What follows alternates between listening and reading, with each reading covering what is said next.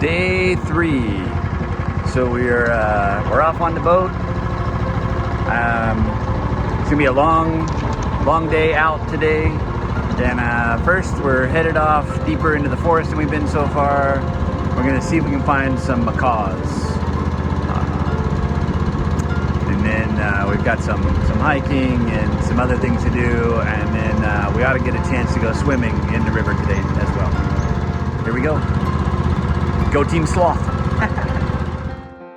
Not far into the hike, we ran into a full troop of squirrel monkeys, one of my absolute favorites. They swung through the trees like little jungle acrobats, chomped on fruit, and kept a suspicious eye on us. We are damp. Very, very damp.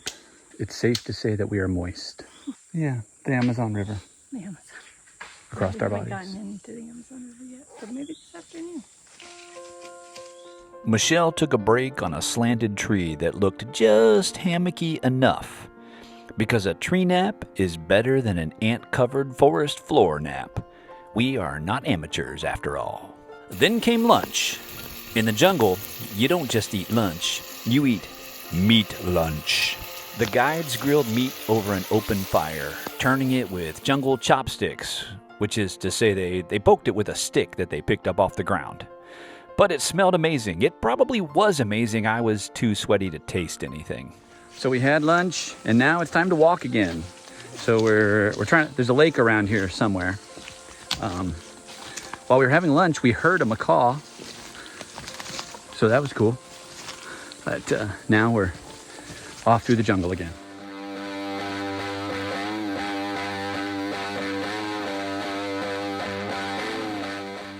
Now the real hike began. No trail, just twisted trees and ankle traps. It was like doing an obstacle course blindfolded and mildly dehydrated.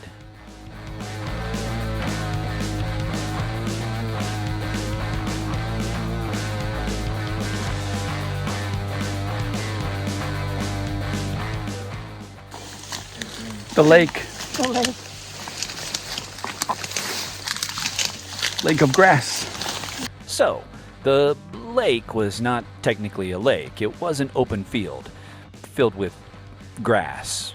Possibly the most well-disguised lake in the entire Amazon. We saw the lake. Yeah. So now we're walking back. We survived our hike, and now we are off to go swimming in the Amazon. After miles of heat, ants, and leaf-to-face encounters, we traded in boots for boats. It was time to cool off in the world's greatest river. So we stopped because there's some river dolphins. They were playing. Pink dolphin just jumped out of the water up over here. We kept our eyes peeled for dolphins, and they mostly kept their distance, but every now and then, the river would ripple, and you'd feel just lucky enough that one might pop up nearby. We're pulling into this little bank up here, I think, for swims.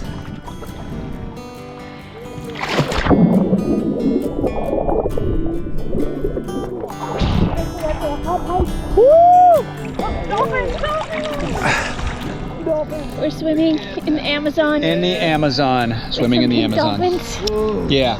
The Amazon is up my nose right now. The same river where yesterday we were fishing for piranha.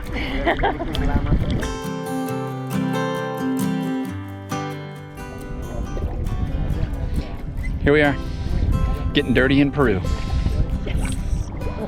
Hello. We are using South American mud for a little mud bath. Amazon mud mask. Amazon mud bath.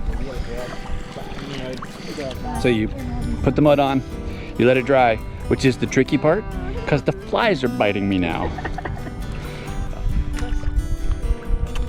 Gross! The pink dolphins won't come around us now because we look disreputable being so muddy.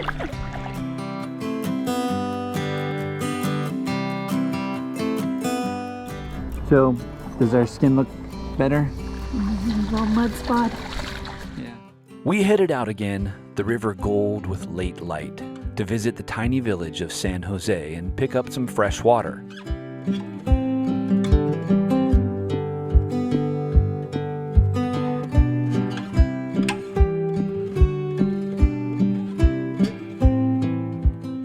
kids invented a game that was equal parts dirt, gravity, and fearless joy, we didn't join in. We considered it, but we didn't join in.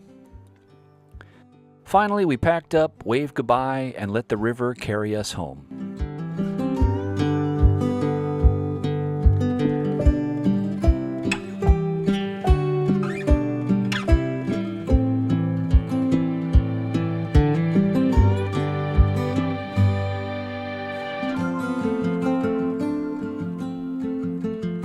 But we only had a short rest before we were back on the river for a night boat ride to look for caimans. There's just something about drifting down the Amazon at night. The stars like powdered sugar across the sky, the jungle whispering on both sides, and the water smooth and black as glass, until suddenly it isn't. Our guide spotted a baby caiman on the riverbank and just reached out and plucked it up, like it was a flip-flop somebody had dropped. We took a turn holding him, which, if you've never cuddled a small dinosaur before, I highly recommend. Here's Michelle with the ferocious caiman. Killed 3 men before she got a hold of it.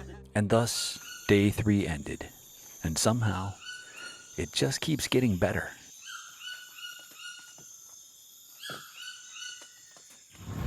So it's our last day out on the Amazon.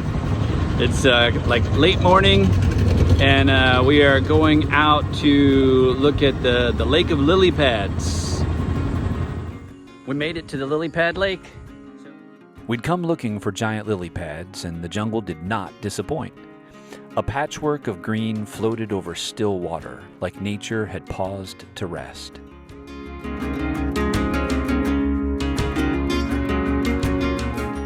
Now, I should say that flying a drone in the Amazon is not for the faint of heart. Between the wind, the trees, and the very real threat that a hawk thinks your drone is a snack, there's a non-zero chance that your flight will end as a lunch. But today, mine survived, and I got to see the jungle from a new angle. Quiet, wide, endless. So this was our last destination. Oh, and look, I got a parrot feather. So now we're gonna walk out, boat, back to the lodge, lunch, pack, and back to Iquitos, to the world. And just like that, it was time to go. Back to Nauta, back to Iquitos, back to the noise and the roads and the world, but something in us stayed behind. Mud-slicked, monkey-smitten, and changed.